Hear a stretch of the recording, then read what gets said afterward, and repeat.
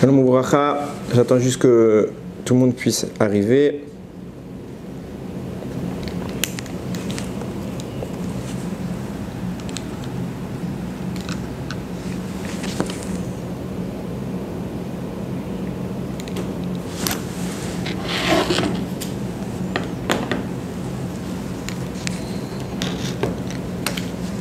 Ok, bon, on va commencer. Bezrat Hashem, Parashat Shelach. Alors, ce shiur est offert pour la Refoua Shelema de Chana Rosa Bat Esther, Naomi Simcha Bat Rachel, Rav Eliou Ben Fradi, Zivug Agun Vetor de Jenny Bat Étoile, Banim Zecharim de Yitzhak Ben Mordechai, Shimon Ben Yitzhak et Yosef Ben Eliaou Bezrat Hashem, ainsi que pour tous nos soldats et tous les prisonniers du Ham Israël. Alors, Parashat Shelach, on va aborder un sujet qui est celui de la fin de la paracha, mais je suis obligé brièvement de résumer les faits pour bien placer les choses dans leur contexte. Donc Moshe Rabbeinu va envoyer 12 explorateurs dans le but de faire une analyse technique de la terre, pas de remettre en cause Chas Veshalom, toutes les qualités qu'Hachem a énumérées de cette terre. Moshe n'a aucun doute dedans, mais c'est ce qui se fait, on envoie toujours des explorateurs pour préparer la conquête, et à ce moment de l'histoire, on pense tous, Moshe inclus, qu'on va rentrer. Donc il faut mettre cela en place et il faut organiser la conquête d'Eretz Israël. Et c'est dans ce but-là que Moshe va demander de faire une vérification de certains critères pour pouvoir envisager un plan de conquête. D'ailleurs, c'est ce que fera lui-même par la suite Yehoshua lorsqu'il sera le successeur de Moshe, donc le leader du Ham Israël. Ben, tout simplement, il enverra 2 explorateurs, pas 12 cette fois, mais il en enverra 2 qui sont des tzadikim et qui eux ne feront pas la bêtise des 12 dont on va parler, enfin des 10 sur 12 qu'on va parler. Et c'est comme ça que ça fonctionne normalement. Donc Moshe envoie 12 explorateurs, un par tribu, et il attend leur retour. Donc ils vont aller visiter le pays, la visite va durer 40 jours et ils vont revenir en scindant le groupe en 2. D'un côté, on aura Yehoshua et Caleb Ben Yefouné qui vont avoir une attitude noble et qui, eux, vont trouver toutes les qualités de la terre. C'est qu'ils ne vont pas regarder avec un regard bas, au contraire, ils vont regarder avec toute la sagesse de la Torah.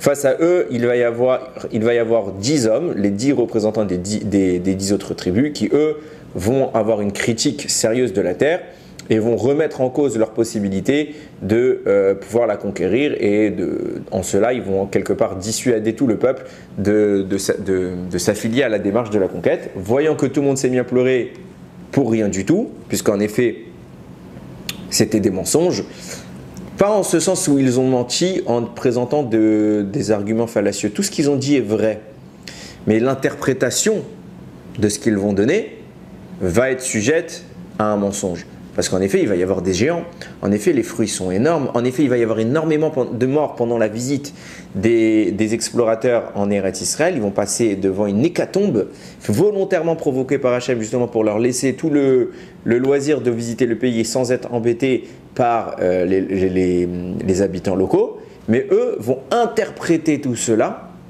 et en faire un rapport totalement mauvais, totalement fallacieux et totalement assourd, puisque ça va être du Lachon Hara. Je mets une parenthèse très très importante sur l'importance qu'on accorde à nos médias, parce qu'on regarde beaucoup les médias, on est énormément influencé par les médias, et on oublie que quoi qu'il en soit, même si ce qu'ils rapportent, ce sont les faits, il y a forcément une analyse qui va être faite dessus, et cette analyse, elle n'est pas toujours empreinte d'amour. Donc forcément, cette analyse relève du Lachon Hara. C'est du Lachon Hara, et il y a une influence de ce Lachon Hara sur nous, puisque on croit aujourd'hui une vérité. Pour qu'elle soit vraie, il suffit de la dire. Avant, il fallait qu'elle soit quand même écrite.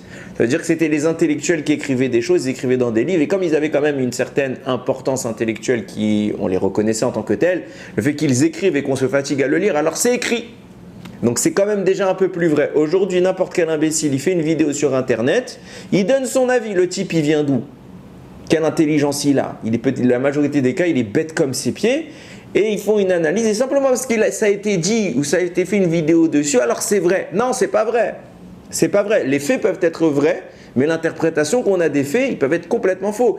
Il y a eu énormément de morts en Israël au passage des explorateurs, pas parce que c'est un pays qui tue ses habitants. Non, c'est parce qu'Hachem a fait cela pour laisser la place au Bnei Israël. Les fruits sont énormes parce que c'est fait pour une population de géants et il faut être des géants pour survivre à toutes les hécatombes qu'il y a là-bas. Non, cela est faux. Abraham n'était pas un géant, Yitzhak n'était pas un géant, Yaakov n'était pas un géant et il vivait très bien là-bas. Ces fruits sont géants parce que cette terre regorge de brachot. Donc tout est géant, tout est démultiplié et l'interprétation qu'on va en faire, bien évidemment, elle va être complètement détournée de la volonté d'Hachem, totalement détournée de la réalité. C'est ce qu'on appelle du Lachon Hara. Et bien exactement pareil, vous allez écouter des médias qui vont interpréter, ils sont de droite, ils sont de gauche, ils sont religieux, ils sont pas religieux, ils sont anti, contre, on s'en fiche. Ils interprètent et à la seconde où ils vont avoir une critique quelconque, quelle qu'elle soit de n'importe quel sujet, de n'importe quelle personne, à la seconde où il y a une critique, on met un pas dans du Lachon Hara. Si cette critique, elle entre dans le cadre de la halakha du Lachon Hara, ça veut dire ça consiste à faire une mise en garde réelle, avérée des faits, alors oui, c'est permis. Sinon, il y a des conditions pour vérifier si c'est permis ou pas. Donc sinon, faire très très attention à l'influence dangereuse de tout ce que nous regardons, de tout ce que nous écoutons et de tout ce que nous lisons. C'est pas parce que ça a été vu que c'est vrai, c'est pas parce que ça a été dit que c'est vrai, c'est pas parce que ça a été écrit que c'est vrai. Il faut avoir l'objectivité des choses et il faut avoir toujours un principe à l'esprit. Dan le kafsrout. Dan le kafsrout. Juge positivement. J'étais encore avec ma chavruta, on étudiait une halakha. Je ne vais pas vous expliquer la halakha parce qu'elle est compliquée, c'est sur Taharata Mishpacha. Et on est tombé sur un mefaresh, un commentateur, qui, dans une avéra extrêmement grave, a trouvé un moyen de cachériser l'attitude de la personne en suspectant le bien.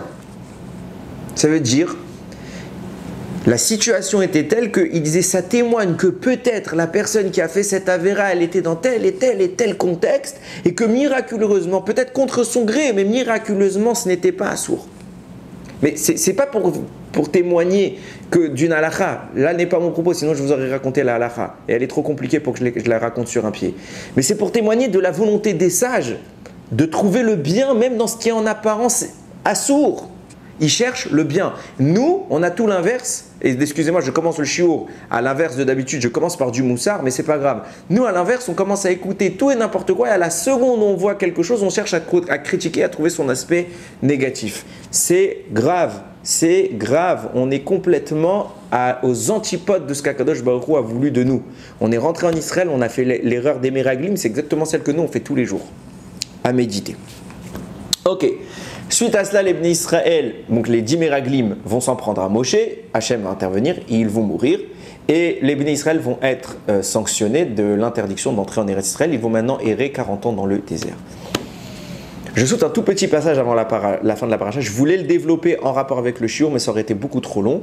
Mais sachez que tout va se suivre et celui qui a la chance de savoir ouvrir des sfarim, je l'invite à le faire et à essayer de faire la corrélation avec tout ce que je vais dire. Ok ? À la fin de notre paracha, il y a Tselophrad, il y a l'histoire de celui qui va transgresser Shabbat. Et en conclusion définitive, on parle tel un ovni, il y a une halakha qui apparaît. Première fois qu'on en parle dans la Torah, c'est un ovni. On ne voit pas de corrélation avec tout ce qui a été dit jusqu'à maintenant. On nous dit la mitzvah des tzitzit. Et c'est ça qui va être notre propos. Et même si c'est une mitzvah d'homme, sachez que chaque femme elle a une part dans la mitzvah de leur mari, de leurs frères, de leurs parents, de leurs enfants. Et donc il faut inciter les gens à faire les mitzvot. Et quand on incite les gens, on prend part à cela. Et si on ne participe pas à une mitzvah qui ne nous concerne pas parce qu'on ne peut pas la pratiquer, alors on perd cette mitzvah. Parce que toutes les mitzvot nous concernent, les 613, à condition qu'on fasse tout ce qui est notre possible pour y participer. Exemple, c'est la femme qui allume les nérodes de Shabbat, c'est pas une mitzvah de l'homme. Alors que fait l'homme? Il doit participer, parce que s'il participe pas, eh ben, il loupe la mitzvah. Alors comment il fait? Il participe, il prépare les nérodes et il laisse le soin de les allumer. Pareil dans Taharata Mishpacha, le mikvé c'est une mitzvah de la femme, mais l'homme doit participer comme il peut. Il étudie toutes les halakhot avec elle, il répète tout cela avec elle, il pratique ces halakhot ensemble. Ça fait participer l'homme qui n'est pas astreint à cette mitzvah, parce que c'est pas lui qui va se transper au mikvé. Et bien pareil pour les femmes n'ont pas l'obligation de prier avec un minyan, les femmes n'ont pas l'obligation d'être filines, les femmes n'ont pas l'obligation d'être tzitziyot, mais elles doivent participer comme elles peuvent, avec la famille qu'ils ont à disposition, si elles ne sont pas encore mariées avec les frères, les sœurs, avec les frères, les parents, etc., les neveux, toute personne qu'on pourra inciter à le faire, eh ben ils feront. Et on prend une part de cela, on active nous aussi la mitzvah en question. La Torah nous dit, Vaïdaber Hachem el Moshe les morts. Hachem a parlé à Moshe en disant, Daber el ben Israël va martaliem, parle aux enfants d'Israël et tu leur diras, Vasulahem titit, alkanfe bigdehem, ils feront les titites sur, vous connaissez le passage par cœur, sur les coins de leurs habits, les dorotam pour les générations à venir également. Venateno al titit akanav petil techelet, ils placeront un fil de techelet. Techelet c'est quoi? C'est un fil qui est teint en bleu azur d'un animal qui s'appelle le chilazon. Le chilazon c'est un animal qui est un poisson dont le sang est bleu. On prenait un fil en laine blanc et on le trempait dans le sang de cet animal et ça nous donnait le fil de techelet. Aujourd'hui, ce fil, il a été depuis le Beth Amikdash, on ne l'a plus. Certains pensent l'avoir retrouvé, c'est sujet à discussion, chacun selon les rabbanim qu'il suivra.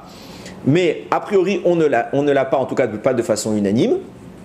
Je ne rentre pas dans les polémiques des divergences d'opinion sur ce sujet. Mais à l'époque du Beth Amikdash, c'est clair qu'on l'avait. Ok ? Donc on devait prendre un fil de techelet et on mettait, avec ça, on faisait un tressage comme ça avec les tzitzit. Je saute quelques psukim. Non, en fait, je saute pas, c'est exactement la suite, Mechila.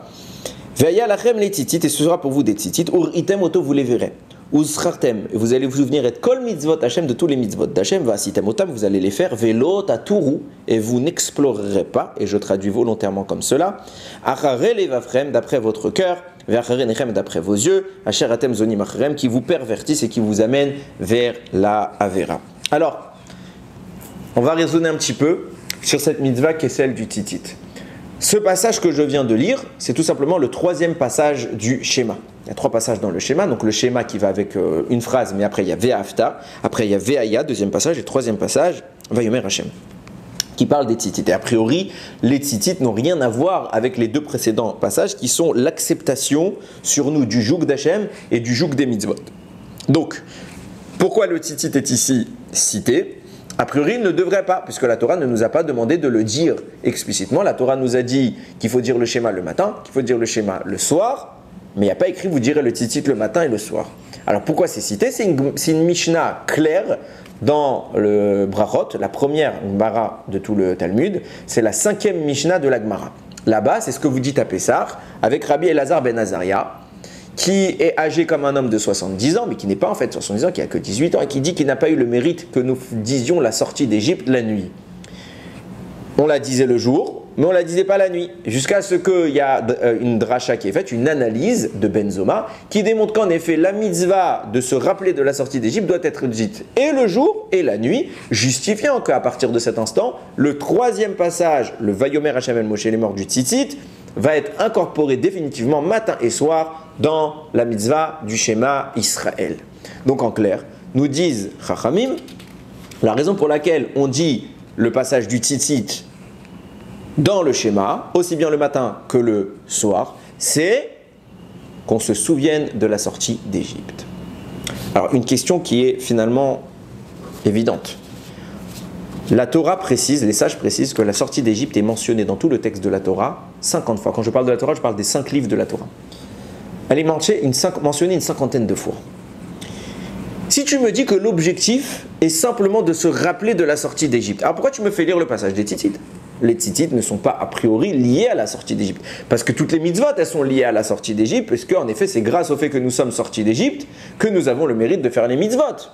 Donc si l'objectif c'est simplement de rappeler la sortie d'Égypte matin et soir, pourquoi de toutes les 50 mentions de la Torah où on parle de la sortie d'Égypte, tu as choisi celle des tzitzit, qui a priori n'est pas liée avec la sortie d'Égypte?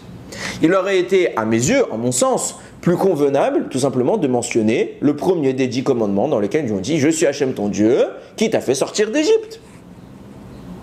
Là c'est clair, en plus ça aurait été parfaitement corrélé aux deux premiers passages du schéma qui rappellent le joug d'Hachem et le joug des mitzvot. En rappelant le premier des 10 commandements dans lequel j'accepte sur moi l'existence de Dieu, en rapport avec la sortie d'Égypte, et ben c'était la perfection, j'aurais conclu le sujet parfaitement et en plus j'aurais gagné quelques lignes puisque ça aurait été inversé au lieu de quelques psukim. Donc c'est 1000 fois plus intéressant. Pourquoi les sages ont fait le choix de parler du tzitzit Et c'est comme ça que c'est institué, et c'est en rapport avec la sortie d'Égypte, et il faut absolument qu'on le dise matin et soir. C'est pas aiguillonné, c'est pas très logique. Je généralise ma question. Je l'ai formulé de cette manière en disant ce passage des tzitziot dans la paracha, c'est un ovni. Il est incorporé sans suite logique avec ce qui est dit. D'un coup, on nous balance attention, tzitzit. Attends, il y a eu l'histoire des explorateurs. Tzitzit, quel rapport? Il n'y a pas. Alors, ça aurait pu être le cas avec la suite de la paracha avec Korah, il y a une corrélation. Mais avec l'avant, il y a une corrélation avec l'après, mais pas avec l'avant. Il n'y a pas de sujet a priori avec la sortie d'Égypte. Après, il y a juste avant ça, je l'ai dit, il y a le Mekoshech, celui qui va transgresser Shabbat. Je ne vais pas en parler, mais sachez que Bémet, il y a un lien. Je n'aurai pas le temps d'en parler. Mais il y a un lien qui est très intéressant. Mais en tout cas, ça paraît comme un ovni. D'un coup, boum, tzitzit. Pourquoi la Torah a fait cela? Alors, j'ai trouvé quelque chose, c'est Bémet, la Torah.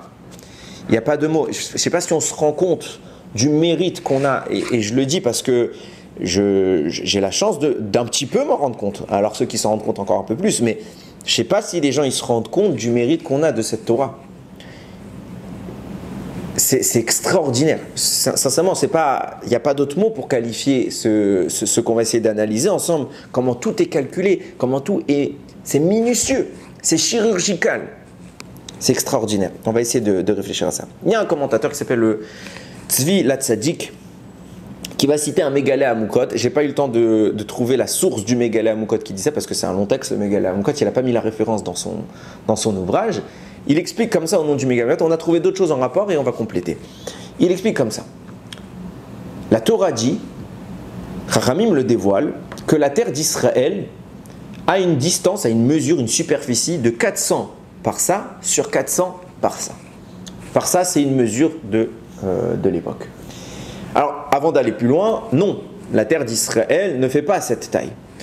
Et les Mefarshim le notent, les commentaires le notent. On ne parle pas ici de la superficie matérielle, on parle d'une dimension spirituelle. La terre d'Israël est une réalité divine qui se manifeste sur terre et qui s'englobe et qui se replie en plusieurs couches sur une surface physique donnée, limitée, qui est différente de cette taille-là. Mais sa source originelle et spirituelle, elle fait 400 parsa sur 400 parsa. Sur ça, le Tzvi Latzadik écrit « C'est la raison pour laquelle nous devions rester, et ça a été annoncé bien avant que nous existions, ça a été annoncé à Abraham lors de l'alliance de Ben Abetarim, l'alliance des morceaux, alors qu'Abraham n'a pas encore d'enfants, Akadosh Baruch Hu lui annonce « Tes enfants seront étrangers 400 ans sur une terre qui n'est pas la leur. » 400 ans, d'où viennent ces 400 ans? Pourquoi il faut une durée de 400 ans pour notre exil, alors que nous n'existions pas encore? Eh bien justement parce que la terre d'Israël que nous allions hériter fut une distance de 400 sur 400, et donc pour à chaque fois acquérir cette mesure-là, on va devoir passer 400 ans, 1 an pour chacune des parsas, 1 an. On obtient une parcelle de la terre d'Israël, 2 ans, 3 ans, 400 ans, on obtient les 400. C'est clair, je pense, jusque-là. Pourquoi ?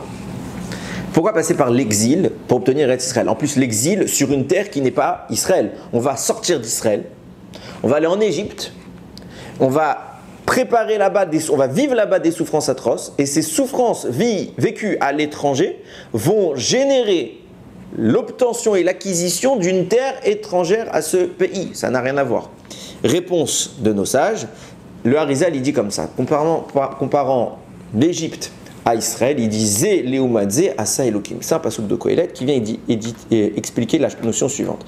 En français, je traduis Zé Léoumadze, cela en face de cela, Hachem l'a fait. Ça veut dire quoi? On a toujours un équilibre entre les forces du bien et les forces du mal. Tout ce qui existe dans la pureté existe dans l'impureté, à part Hachem qui est au-dessus de tout cela. Mais tout ce qui existe dans le mal existe dans le bien, tout ce qui existe dans le bien existe dans le mal, et ça crée une sorte d'équilibre qui permet justement un libre arbitre dans le monde. Quand il existe une dose donc de positif, il faut une dose négative pour contrebalancer ce déséquilibre. C'est pour ça que si Israël fait 400 par Saot, fait 400 fois cette mesure, il faut qu'il existe une terre. Donc cette mesure spirituelle qu'incarne Israël est la mesure positive puisque c'est la terre sainte. Il faut donc qu'il existe une terre qui est aux antipodes de la terre d'Israël, dans la même dimension, dans la même intensité, mais à l'opposé, en négatif. C'est pour ça que va nous révéler le Mégale Amukot que la terre d'Égypte fait également 400 parsaot, négativement, et que les 400 parsaot d'Israël viennent correspondre à la Gdusha qui annule les 400 parsaot de Mitzraïm. Et on peut le voir à l'envers. Les 400 parsaot de Mitzraïm sont ce qui bloque l'émergence de la Gdusha des 400 parsaot d'Israël. Et en fait, chacun se neutralise. Mais nous, on veut qu'Israël existe. C'est pour ça qu'à ce moment-là, Israël n'existe pas. On n'en parle même pas. Le mot Israël, c'est Yaakov. Mais la terre d'Israël, elle n'est pas là. Il n'y a pas un endroit dans le monde à cette époque qui s'appelle Israël. Aucune possession. Qu'est-ce qu'on va faire? On va vivre 400 ans en Égypte pour vivre la souffrance. En effet, on va se confronter aux forces du mal que représentent les 400 parsaot de l'Égypte. Et ces souffrances, ces 400 parsaot qu'on va vivre en Égypte, vont être détruites par notre passage et libérer du coup l'émergence d'une Gdusha qui va pouvoir s'apposer, se déverser et s'appliquer sur un autre pays qui va s'appeler Israël. Ça veut dire qu'Israël n'existe pas encore, on est en train de le fabriquer. Alors bien que certaines personnes dans l'histoire, et on va expliquer pourquoi, Avraham, Yitzhak et Yaakov ont vécu dans le territoire physique qui ne s'appelait pas encore Israël, mais ont vécu la dimension d'Israël, mais vous allez comprendre pourquoi par la suite. En l'état, le pays, quand on l'observe, et c'est ce que vont remarquer les explorateurs, c'est un pays normal et limite problématique. Il va falloir donc passer 400 ans en Égypte, travailler, libérer cette terre pour pouvoir ensuite l'acquérir. De là, on fait un calcul qui est mathématiquement parfait. S'il nous faut 400 ans en Égypte pour vivre les souffrances et créer la libération du pays d'Israël, on a un problème, c'est qu'on n'a pas passé 400 ans en Égypte. Alors si tu me dis c'est juste 400 ans, si tu me dis que c'est juste 400 ans de souffrance, 400 ans, on n'est pas propriétaire de la terre, 400 ans, etc. Je comprends, et même avec toutes les explications, pour tous ceux qui ont pu un petit peu feuilleter la Haggadah qu'on a offert, toutes les explications qu'on a données sur ce sujet qui sont toutes passionnantes, qui expliquent parfaitement le calcul des 400 ans, pourquoi c'était en effet terminé. Mais de ce point de vue, il fallait qu'on détruise 400 parsaot de l'Égypte, et il fallait 400 ans pour le faire. Donc il nous manque ces parsaot. Elles ne sont pas là. Donc il manque en potentiel 190 années et donc 190 parsaot de libérer. Puisqu'on est sorti au bout de 210 ans, on est resté en Égypte que 210 ans. Et là, pour que ça marche, puisqu'on explique que les 400 parsa qu'il faut détruire du mal, elles sont en Égypte. Donc c'est qu'en Égypte que ce travail peut se faire. Donc il faut qu'on reste 400 ans en Égypte. On est passé finalement de 400 à 210. Il nous manque 190. Donc il nous manque un quota de 190 années de souffrance pour 190 annulations des 190 parsaot de l'Égypte qui doivent libérer les 190 parsaot manquantes d'Israël. Ça fait beaucoup de fois 190, mais je pense que vous avez compris. C'est pour ça que la Torah va formuler les choses dans notre paracha de façon claire et explicite. Chez l'Achlecha Anashim, notre paracha commence comme ça. Envoie pour toi des hommes. Veyatouru, ils vont explorer, et Eretz Kenan, la terre de Kenan, Asher ani noten, l'ivne Israël, que je donne à Israël. Si ce qu'on explique jusqu'à maintenant est bon, alors il ne nous la donne pas, elle nous l'appartient. Pourquoi? Parce qu'on a fait le kinyan, on a fait l'acquisition au travers de nos souffrances, on a payé pour ça. On a payé 400 ans, on a acquis Israël qui était bloqué. Donc c'est à nous, tu ne me la donnes pas, tu me donnes mon bien.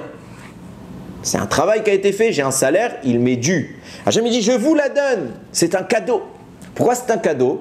Parce que en effet, il nous manque quoi? On a 210, c'est à vous les 210. Les 210 parsaot, les 210 dimensions d'Israël, ils sont à vous. Vous avez fait 210 ans en Égypte, mais il vous manque 190. 190, c'est la valeur numérique du mot Kenaan. La terre de Kenaan qu'on va conquérir maintenant.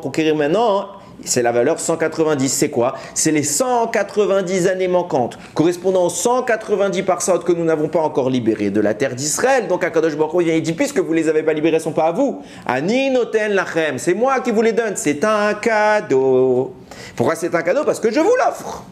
Et puisque je vous ai fait une ristourne de 190 ans, parce que l'exil est arrivé trop loin, alors il vous manque Kenan. Canaan. C'est pour ça que cette terre-là, elle n'est encore pas à vous. C'est pour ça que quand on va arriver en Mitzraïm, en Canaan, il y a encore des peuples là-bas. Pourquoi ils sont encore là-bas? C'est à nous, ils devraient partir d'eux-mêmes. Non, parce qu'on n'a pas encore acquis cette dimension de la terre. Donc il y a encore une dimension qui subsiste des forces du mal en Eretz Israël, alors que si on avait terminé les 400 ans, cette dimension aurait été immédiatement acquise. Expliquant qu'Hachem doit nous donner Canaan, qui correspond à ces 190 dimensions. Mais c'est pas tout. D'où vient le mérite? Par quoi on a fait que on a acquis? Hachem nous a fait un cadeau. Bisrout quoi? Par le mérite de quelle action? Quelle attitude? Tout s'explique, Rachamim nous révèle.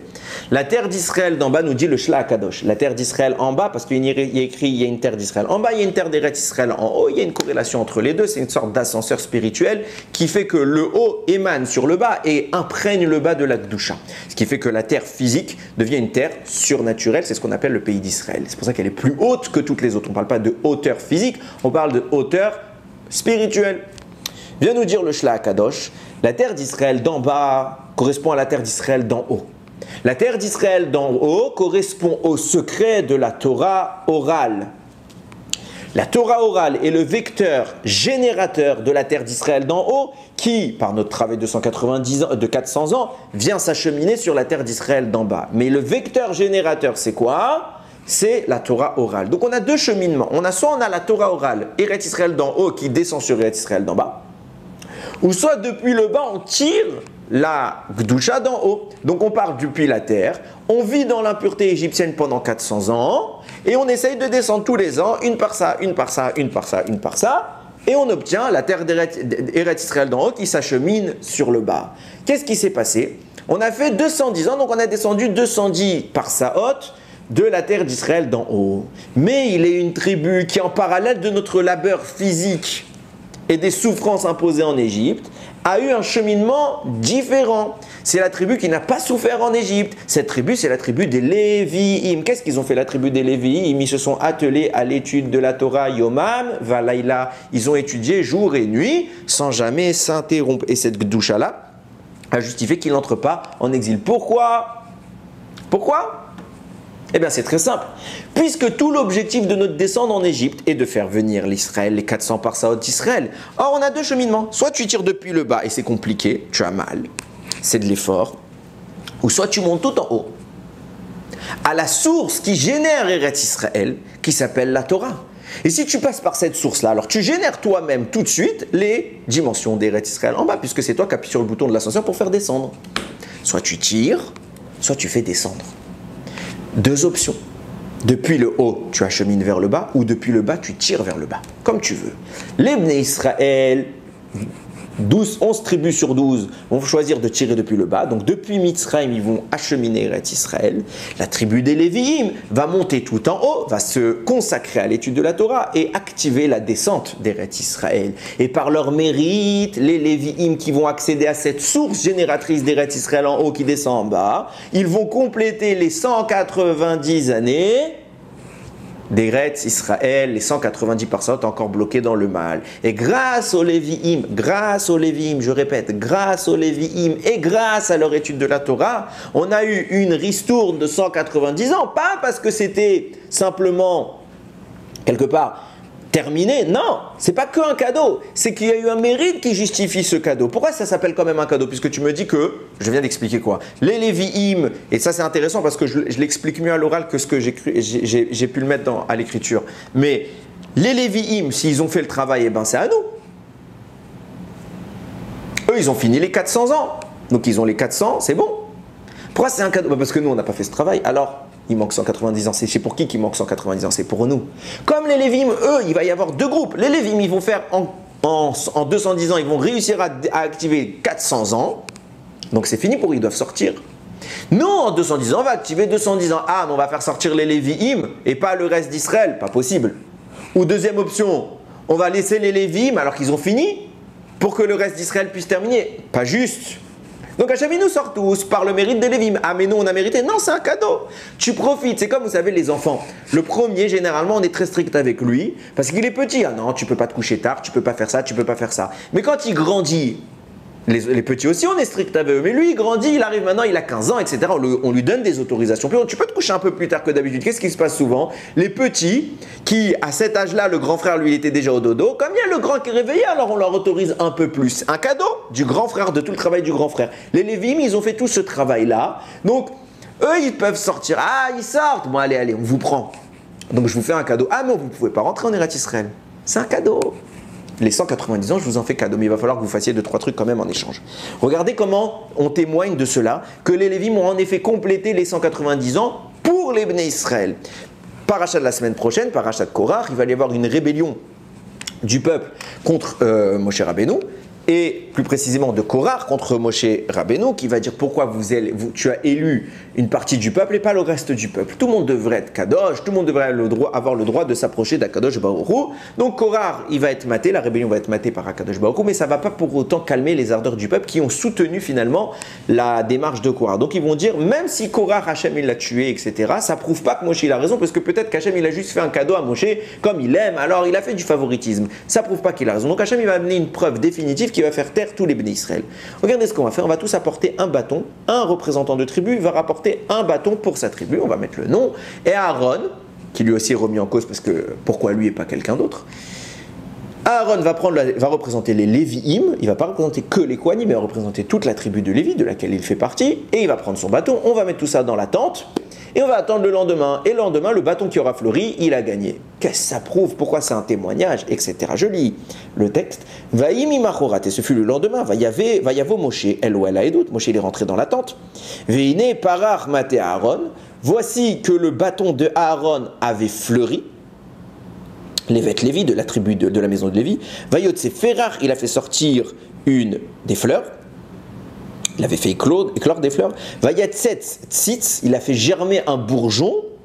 Vaigmol shekedim, et il a fait mûrir des amandes. Ah, tout le monde a vu ça, Inématov, c'est bon, il a gagné à Aaron, on n'a plus de rébellion. Pourquoi ça change quoi? Vient nous dire le Panim Yafot. Le Panim Yafot explique que pourquoi on a choisi de tous les fruits, on a choisi l'amande. L'amande, elle a pour caractéristique d'être celle qui atteint sa maturité le plus vite. Comme ça, ils expliquent Rachamim. Rachid il explique comme ça, pour dire qu'en réalité, le peuple juif, pourquoi Hachem il a choisi les Lévi'im? Une des raisons supplémentaires, il n'y en a pas qu'une, mais une des raisons pour lesquelles Hachem va choisir les Lévi'im, c'est parce que le peuple juif va atteindre sa maturité plus vite. Grâce à quoi? Grâce aux Lévi'im. Parce que les Lévi'im vont, en 210 ans, atteindre les 400 ans de travail. Là où les Bnei Israël vont tirer avec la beurre, mais ils n'ont pas terminé encore de faire descendre des Eretz Israël chez le Ma'ala, les Israël d'en haut vers le bas. Donc Hachem il va dire, qui d'entre vous a permis la maturité du peuple juif? Maintenant, c'est celui chez qui je fais pousser les amandes, parce que les amandes, c'est le signe de la maturité. Donc, c'est les Lévi'im qui ont permis cette maturité. Et comme c'est grâce à eux, et uniquement grâce à ce mérite que vous êtes sortis, et que vous avez le droit, encore vous auriez pu sortir de l'exil, mais vous n'auriez pas encore eu le droit à la conquête d'Israël. Mais eux vont vous donner le mérite de la conquête d'Israël. Donc, il est normal que je les distingue, parce que eux, ils ont une approche différente. Vous êtes partis par le bas, ils sont montés en haut. Ben, ils sont en haut, ils restent en haut. Par la Torah. Donc, les Lévi'im sont à part. Et c'est sur cela justement qu'il va y avoir quelque chose d'intéressant. Le mot qui est choisi dans ce texte-là, c'est Vayatset Tzitz. Il a fait germer un bouton. Puisqu'ils sont les générateurs de l'accélération, du devancement de la Géoula, ils ont fait germer un bouton Tzitz. Valeur numérique du mot Tzitz, 190. Ils ont fait germer les 190 années qui manquaient. Pour vous, Bisroutam, par leur mérite, ils ont généré le tzitz, les 190 années qui manquent, qui vous permis de sortir et de conquérir Kenaan en cadeau. Vous le donne en cadeau parce qu'eux l'ont généré. Depuis quoi? Depuis la Torah orale, qu'ils ont pu étudier tout ce temps.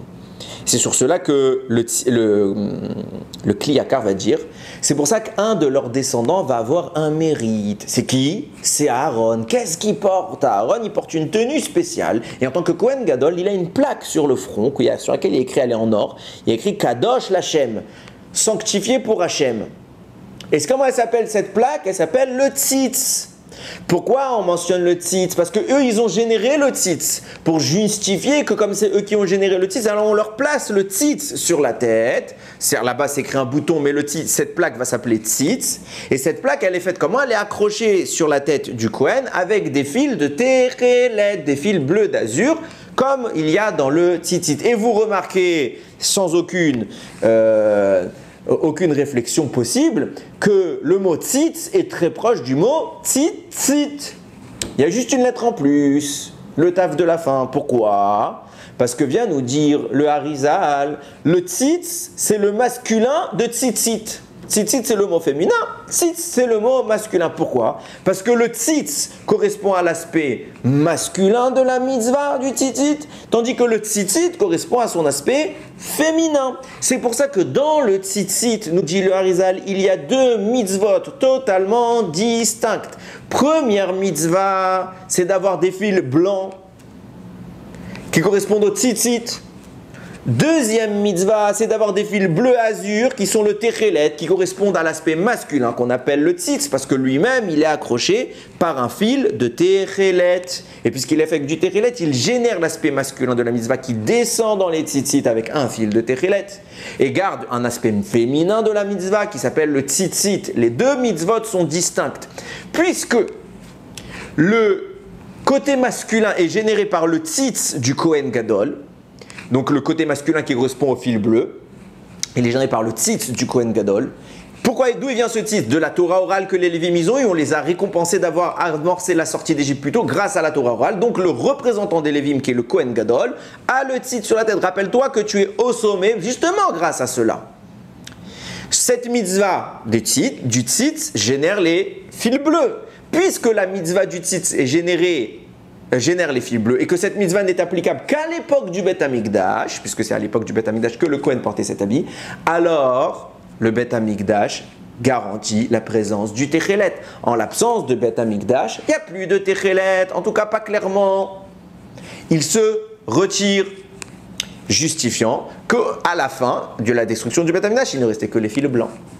La deuxième dimension, mais ça ne veut pas dire que le fil bleu a disparu. Simplement que comme il s'est caché, il est toujours là, mais il est caché, il est trop haut, plutôt qu'on est trop bas pour le voir, alors il s'incorpore dans les fils blancs et il s'exprime, on doit penser à ce fil bleu, on doit penser même si on ne l'a pas. Donc on comprend que cette dimension masculine du tzitzit, le tzitz, est l'héritage des Lévi'im de leur Torah orale qui a amorcé 190 années, qui a diminué 190 années de souffrance, qui a permis l'acquisition de 190 par Saod d'Israël, et qui va marquer la différence entre les Lévi'im et le reste d'Israël. Il y a une différence, et donc ils ont le tzitz, ils ont le fil de Techelet, ils ont la source du fil de Techelet qui se génère sur notre tzitzit à nous, qui est le côté féminin. Puisqu'il y a deux mitzvot, nous dit le Harizal, c'est pas du tout le Harizal, nous dit Rachamim en général, c'est quelque chose de connu, puisqu'il y a deux mitzvot, il faut deux sources. Il y a la mitzvah du fil blanc, il y a la mitzvah du fil bleu. Or, on a justement, a priori, une contradiction dans le texte quant à l'origine de la mitzvah du tzitzit. Il y a deux sources qui nous expliquent pourquoi on met les tzitzit, d'où on a eu ce mérite d'être habillé des tzitzit. La première, elle correspond à l'événement où, en sortant de la Teva, Noach s'est enivré et il s'est mis à nu.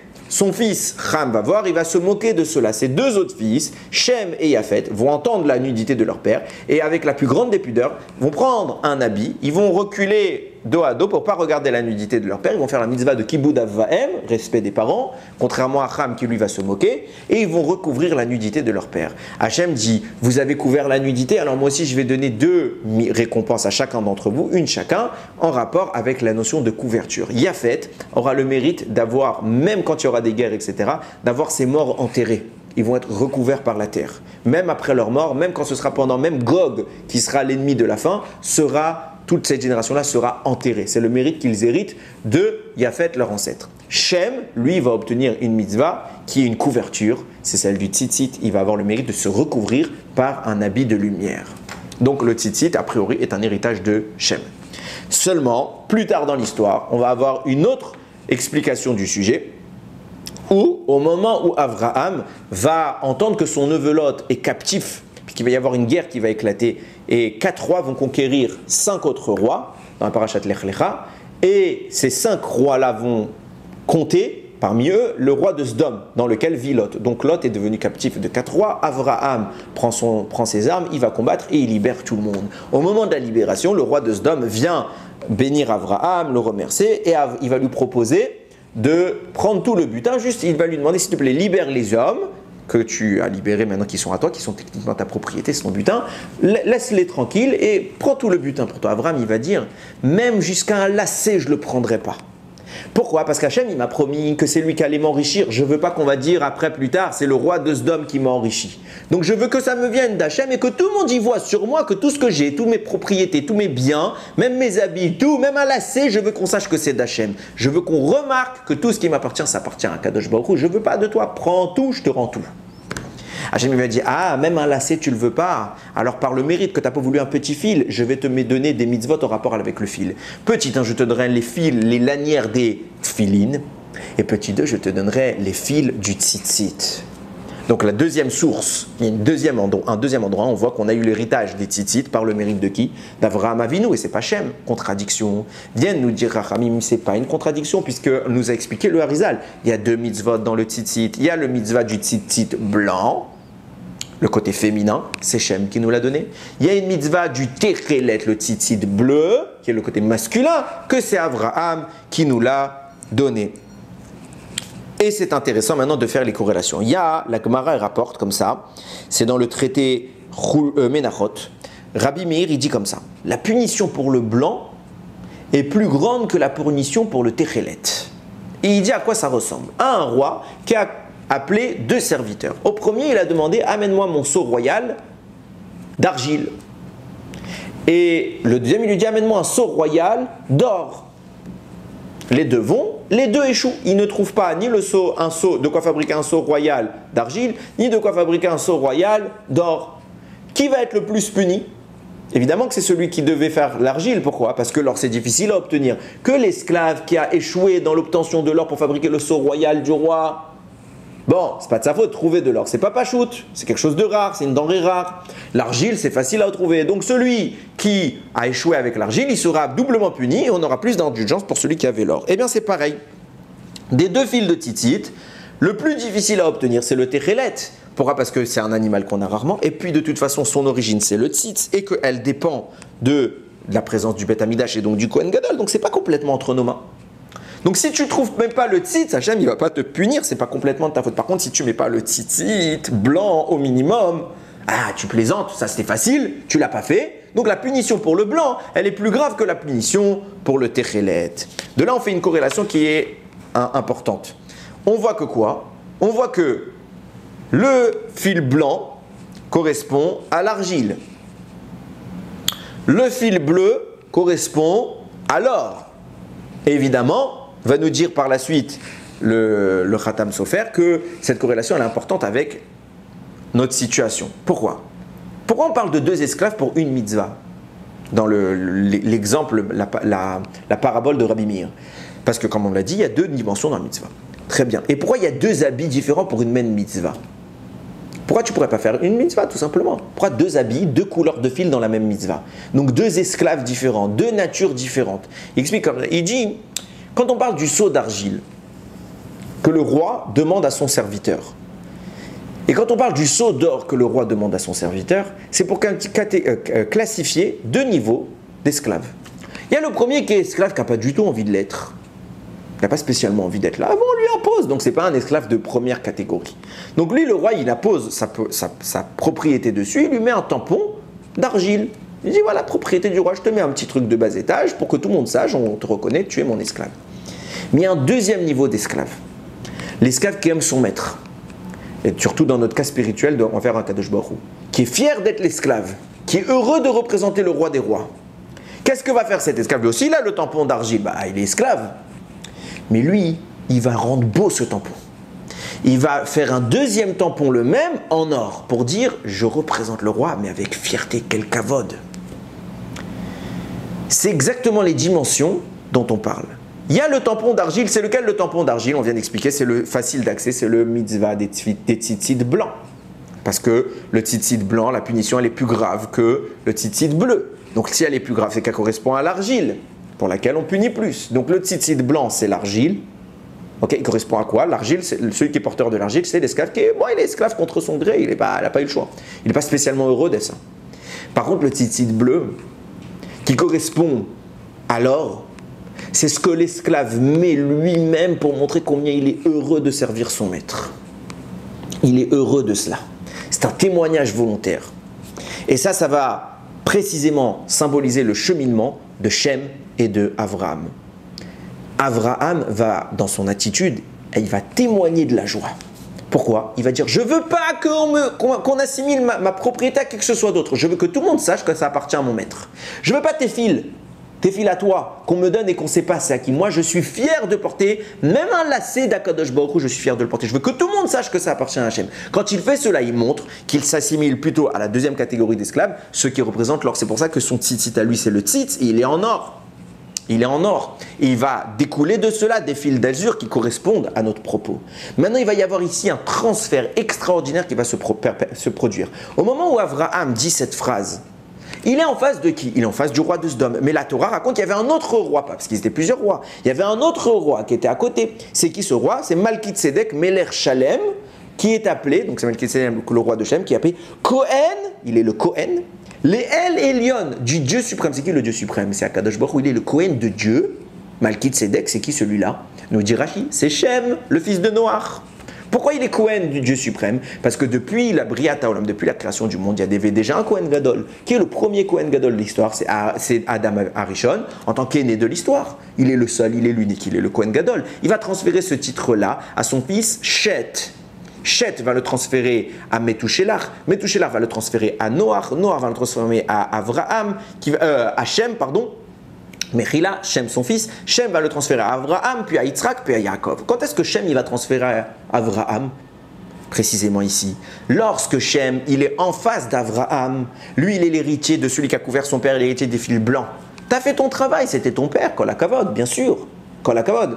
Mais c'est quelque chose qui s'est imposé à toi. Tu ne choisis pas ton père, et évidemment, tu aimes ton père et tu l'as fait. Et c'était bien, c'est pas du tout une critique, mais Avraham il va aller plus loin que toi. Lui, même on lui propose quelque chose, il veut montrer qu'il est le serviteur d'Hachem. Il va avoir une attitude encore plus grande que ça. C'est pas juste, bon, bah, je le suis. Non, je le suis, je le revendique. Et je veux que tout le monde le voit. Donc Avraham va rajouter une dimension à l'attitude, à la première démarche qui est initiatrice de Shem. Il va rajouter une dimension supplémentaire. C'est celle où il témoigne qu'il est le serviteur du roi. Et à ce moment-là, sa grandeur supplante celle de Shem, qui est le Kohen Gadol de l'époque. Et transfère le titre de Kohen à Avraham, qui devient le Kohen Gadol. Et au moment où Avraham devient le Kohen Gadol, c'est quand? C'est quand il génère la mitzvah du tzitz. C'est pour ça que en symétrie, il va avoir une marque. Il est au sommet, contrairement à Hachem qui est resté en bas. Plus que cela. Quand est-ce qu'Avraham fait cela? Au moment où il a fait la guerre des 4 rois, il est sorti victorieux contre les 5 rois. Pourquoi il a fait cette guerre? Parce qu'il y avait son neveu Lot qui était là-bas. Et alors, Lot, c'est l'ancêtre de David Améler. David Améler, c'est l'ancêtre du Mashiach. Mashiach, c'est la Géoula.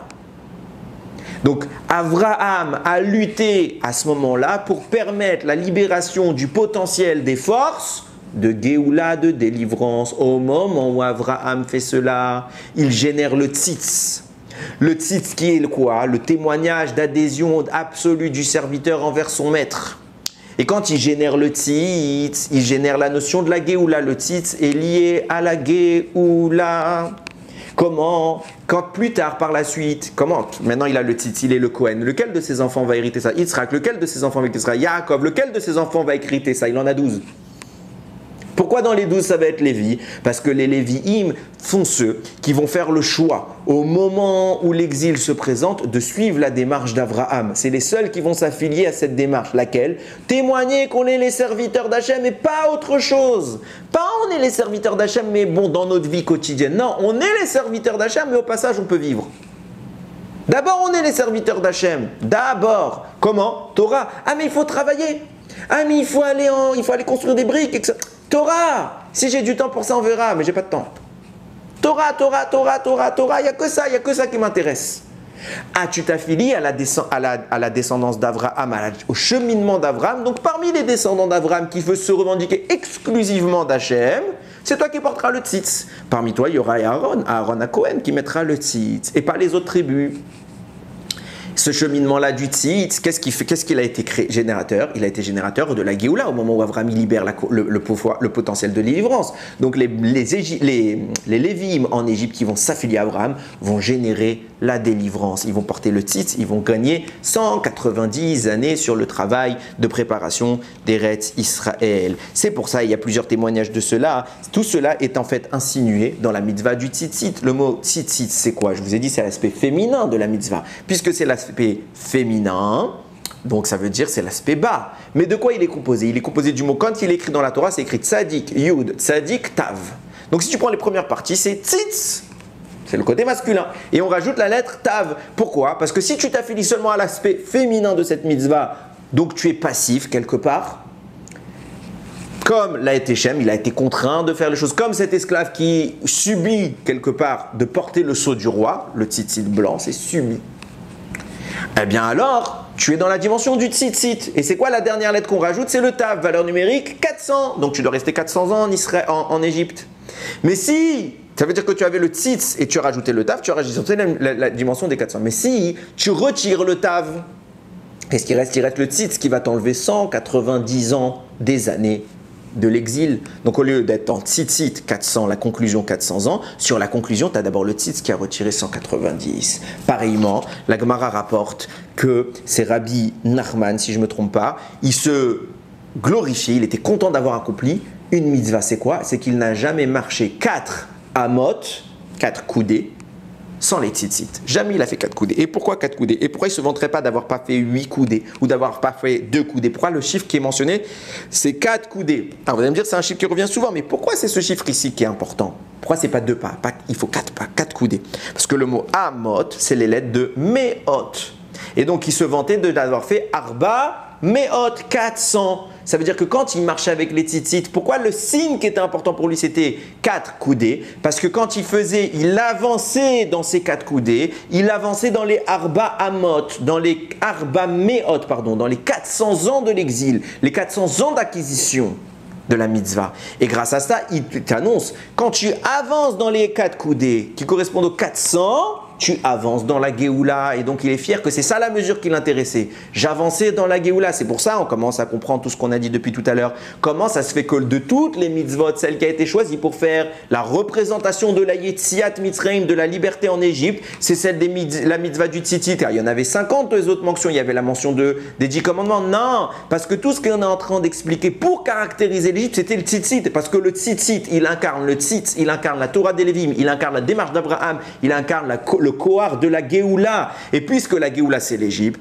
alors on mentionne la sortie d'Égypte par un élément évocateur de cette sortie d'Égypte, le tzitzit. Et puisque j'ai expliqué quoi? Il y a 2 peuples qui se sont dessinés en Égypte. Les Lévi'im qui eux ont fait les 400 ans en 210 ans, et le reste du peuple qui a fait que 210 ans, il leur manque 190. Hachem il leur fait un cadeau, je vous l'ai fait matana. Mais à une condition, c'est que tu adhères au projet. C'est pour ça que je vais vous envoyer en Eretz Israël pour vérifier le pays. Et dans ce passage-là, tu vas devoir adhérer à la Torah. Tu vas devoir suivre le cheminement des Lévi'im et d'Abraham. Comment tu fais ça? Pour ça que la Torah nous précise, ils vont rester là-bas combien de temps pour visiter le pays? 40 jours. Le même temps qui a été requis pour donner la Torah, qui a été donnée en 40 jours dans le Har Sinaï à Moshe Rabbeinu. Maintenant que Moshe il est là, donc tu respectes la Torah parce qu'il y a Moshe, t'as pas le choix. Tu es comme l'esclave avec le tzitzit blanc, avec l'argile. T'as pas le choix. Moshe il est là. Tu vas pas dire non. Mais maintenant que Moshe il est pas là, et que cette Torah elle est loin de toi, plus personne te regarde. Qu'est-ce que tu fais pendant 40 jours? Tu te lies à cette Torah ou tu t'en exclus? Si tu te lies à cette Torah, alors tu témoignes que tu adhères au projet, alors cadeau, ce que les Lévis m'ont fait, je vous le donne à vous. Mais si tu n'adhères pas au projet, je ne vais pas te faire adhérer contre ton gré. Qu'est-ce qu'ils ont fait les explorateurs? Ils n'ont pas adhéré. 40 jours, pas de Torah. Et là, ils se sont éloignés. Ah, t'adhères pas? Désolé. Tu ne peux pas rester en Eretz Israël. Et la Torah nous le dit dans la mitzvah des tzitzit. Qu'est-ce qu'ils ont fait comme bêtise? Quand ils sont allés là-bas, c'était quoi la mitzvah? Shelach lecha anashim, elle va envoyer des émissaires. Veyatouru. Et ils vont explorer Eretz Kenan, la terre de Kenan. Les 190 qui manquent, ils vont l'explorer. Pourquoi? Pour y trouver la Torah qui leur manque.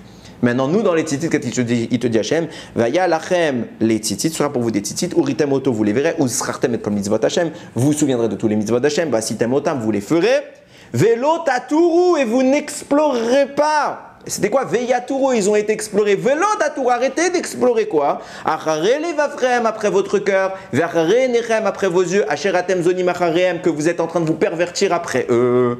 Qu'est-ce que vous aviez comme choix quand vous êtes allé 40 jours en Égypte? Suivez le Terer à Torah. Parce que vos yeux ils vous disent, parce que votre cœur il vous indique. Non, ce que la Torah t'impose. Ils ont fait quoi les explorateurs? Ils ont dit leurs yeux, leur cœur, l'état à vote. Ils ont plongé, ils se sont éloignés de la Torah. Tu t'affilis pas à la Torah, tu rentres pas, il te manque 190 années.